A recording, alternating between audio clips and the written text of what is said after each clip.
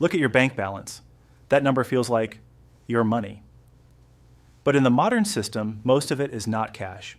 It is a promise created by a bank. And here's the proof. Money today is mostly born the moment someone goes into debt. You're watching Hidden Money History, where the past leaves receipts. Start with a simple question. Where does new money come from? Most people picture a printing press, but that's not how most money is created. Most money appears when a bank makes a loan. Example, you get a mortgage for a house. The bank doesn't take someone else's saved cash and hand it to you like a bag of coins. It creates a new deposit in your account, new digits, because you signed a promise to repay. Loan first, deposit second. That deposit is money you can spend, but it only exists because the loan exists. So the system creates money and debt together, like two sides of the same coin. Now here's the part people miss. If loans create deposits, then paying back loans destroys deposits. When a loan is repaid, the bank's asset, the loan, shrinks, and the created money that came with it disappears from circulation. That means a huge share of money is temporary. It exists only while someone owes. So when you hear credit expansion, you're hearing more debt, more money. And when you hear credit contraction, you're hearing debt gets paid down or defaults. And the money supply shrinks.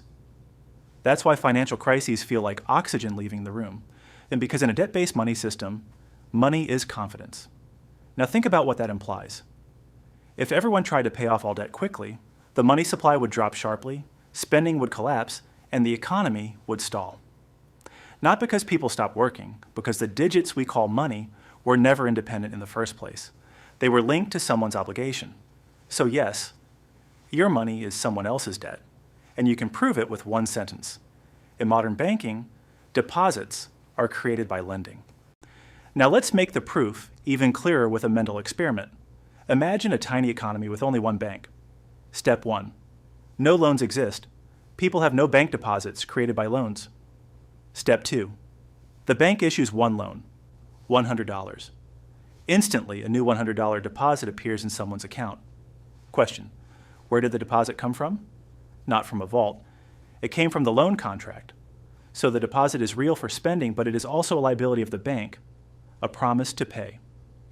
And the loan is the bank's asset, a promise the borrower must repay. That's the accounting reality.